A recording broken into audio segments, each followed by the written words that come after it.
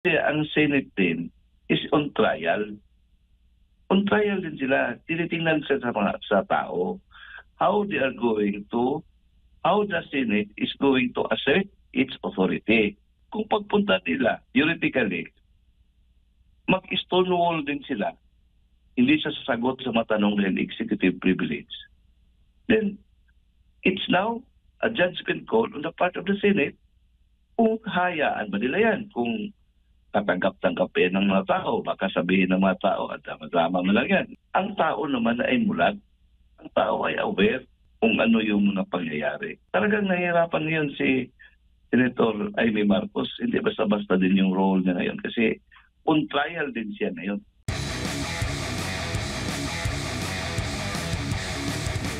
Nakikiisa doon sa panawagan nga ng maraming mga Pilipino, hindi lamang dito sa Pilipinas, kundi sa labas ng ating bansa, na ibalik si dating Pangulong Rodrigo Duterte dito sa ating bansa. Kung basihan natin yung pag-celebrate ng birthday ni former President, organic yun na parang spontaneous na galawan ng mga tao dito. Parang outpouring ang support. Hindi mo ma-describe yung individual na contribution kahit na yung mga mahihirap na mga tao they expressed in so many ways their love for the President. Talagang unprecedented yan. Parang kung on a personal note, I can't explain the greatness of the man. Parang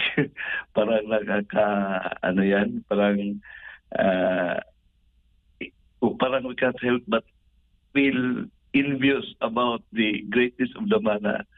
Wala siya dito pero makikita mo yung malalim na pagmamahal ng mga tao. Opo. By way of showing, presenting and demonstrating their love in that birthday celebration ang theme ay Bring Him Home. Opo.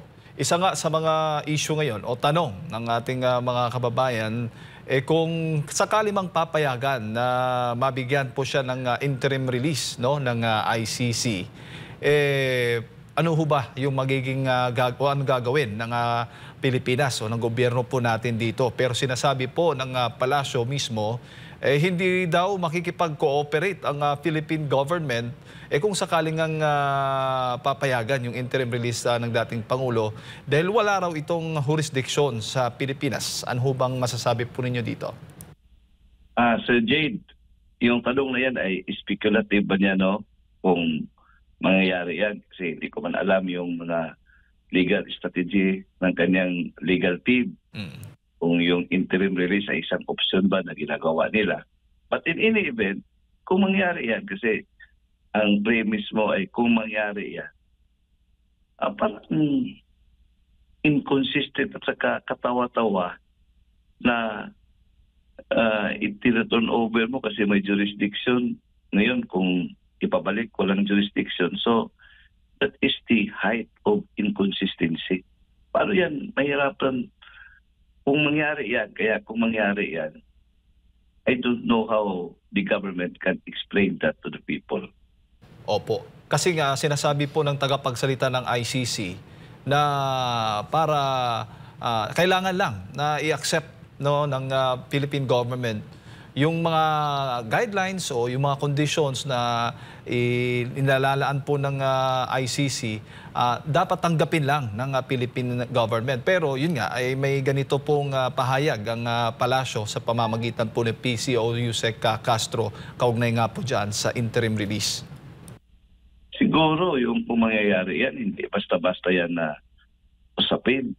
I think the government would know best what to do kasi all eyes, hindi lang ang madlang bayan ng Pilipinas, the world will be watching us. Opo, parang kung mangyari yan, the Philippines is on trial. Mm, mm. Kaya nga, di ba, may mga development na, yung Hungary, nag-withdraw na. So, this will also put the ICC in a situation na ano ba ito, relevant ba ito kung itong institusyon na ito. Parang ang daming kalituhan, ang daming confusion. Is it still within its desired direction, yung creation at saka yung existence ng ICC? Kaya nga, grabe talaga ito sa Presidente. Itong nangyari sa kanya ay talagang global ang impact. Opo. Nakakaingit. Kasama Sir Jade. Opo. Pero, Nakakaingit yung kailang buhay. Attorney, sa namomonitor po ninyo, marami po. Sabi mo nga kanina, talagang nakakainggit yung overwhelmed na support pong nakukuha ni dating Pangulong Rodrigo Roa Duterte mula sa maraming mga Pilipino, hindi lamang sa Pilipinas kundi maging sa abroad. Pero ang tanong, yung gobyerno ba natin, ang palasyo, ano ba sa tingin mo? Tinatanggap ba nila, tinutugunan ba nila itong panawagan o deadma lamang sa tingin po ninyo? Hindi, everything is fluid. Hindi naman pwede siguro yan na yung desisyon na yan ay parang meron ng hard and fast. I know the government is also, hindi naman pwede siguro sila na magde-decide lang na parang 1 + 1 = 2. Yun, alam mo yung politika kasi, dynamic yan eh. It's a fluid thing. Ang daming factors na i-consider yan. And the government also cannot allow itself to self-destruct. Ang paunahin na objective ng government is existence. Yung kaniyang relevance. I don't think so. Walang gobyerno, walang leader na mag-self-destruct siya. Kasi ang first order of nature, Sir Jade, is self-preservation. You have to preserve. Otherwise, alam mo, we are not clairvoyant, pero talagang malaking impact ito. It could be yung consequences, yung masabi natin na yung proportion ay talagang na hindi ma-describe. I don't want to paint a very yung nakakatakot na scenario, but you know what is history. Yes, sir. Opo.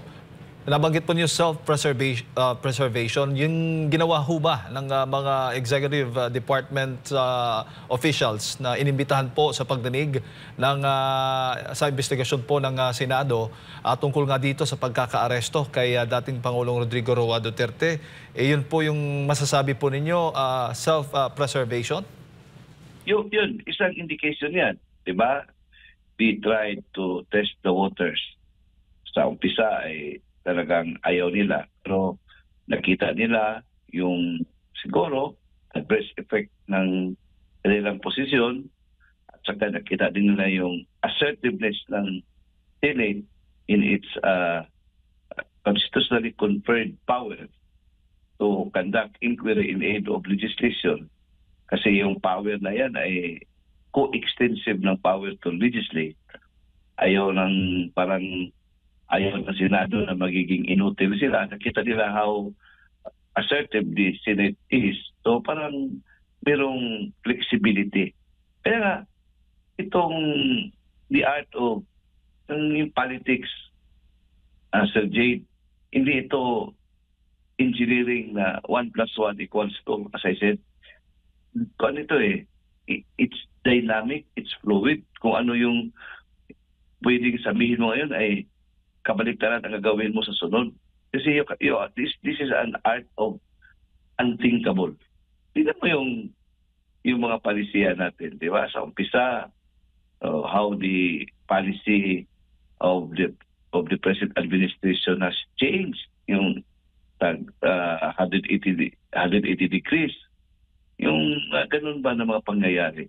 Because ang politika ay there is a life in it. Tao ito eh, tao. Ang movement ng tao ay sometimes hindi mo ma-predict. Mm.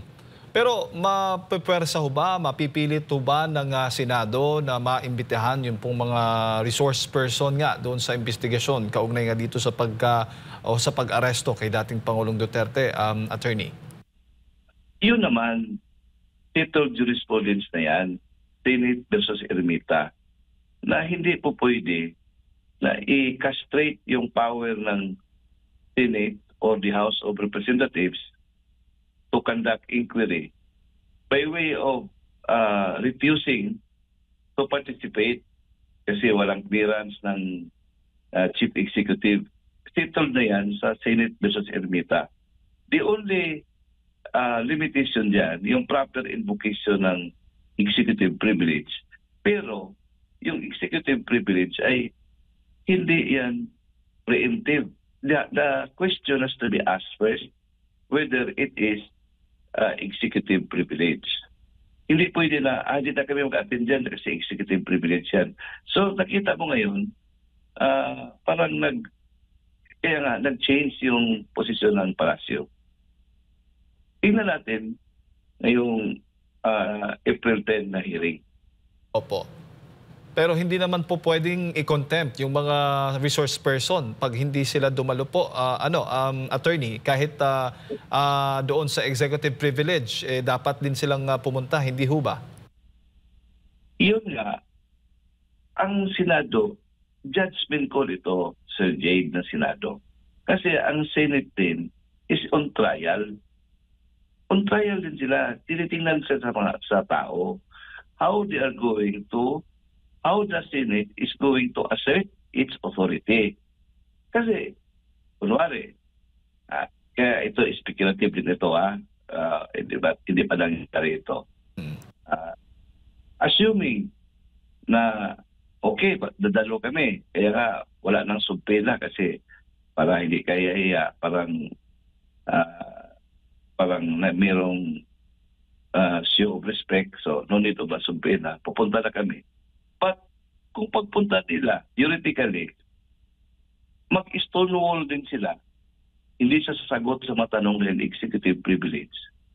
Then, it's now a judgment call on the part of the Senate kung hayaan ba nila yan, kung tatanggap-tanggap ng mga tao, baka sabihin ng mga tao at drama mo lang yan. Di ba? Alam mo naman yung mga reservations ng mga karamihan ngayon. So, the Senate then is on trial. Ang tao naman ay mulat. Ang tao ay aware kung ano yung mga pangyayari. So, talagang nahihirapan ngayon si Senator Amy Marcos. Hindi basta-basta din yung role niya ngayon kasi on trial din siya ngayon. Opo, attorney. Pero kung gagayahin ng mga ibang resource person kapag may mga isasagawang mga pag-iimbestiga o investigasyon ng siguro Senado o ang Kamara, pwede palang gawin. Paano yung pagkakaiba kung meron pong pagkakaiba dito sa sitwasyon sa executive department officials kumpara sa iba pang mga resource persons, attorney? Kung paano yung treatment? Yes, sir. Mo sabihin? Kung sakaling, for example, kung hindi mga dito sa department, hindi mga department heads, yung mga resource person, pinatawag ngayon, at saka hindi dadalo po sa mga ganitong mga investigasyon, magiging precedent na po ba ito? Magiging batayan po ito ng iba na hindi po dadalo kung sakali man? Ito yung ating structure of government. Meron tayong mga institutions na ito, mayroong mga expectations as designed by the framers of our Constitution kung paano ito gagalaw. But these are manned by people, the inelect na mga tao. Now, yung institution na yan is only as effective as to the kind of people that we are putting into there. So, yung sustansya ng demokrasya natin ay hindi yan sa istruktura. That would depend on the kind of leaders na sila yung sila yung nagpapatakbo sa institusyon na yan. Now, I would like to be specific about it. Kunwari, yung power ng Congress. Kasi itong power nila to investigate ay talagang very powerful ito. Sir Jade, nakita mo naman how this power is being exercised sa ibang tao. He can cite in contempt kung ayaw na yung sagot. Kasi that power of contempt is recognized. Talagang power nila yan. Pero kung makikita naman nila na sa mga tao na hindi fair yung pag-exercise ng power na ito, parang merong pili ba? O pwede sa iba, pwede sa iba. So, tao ang mag-decide yan.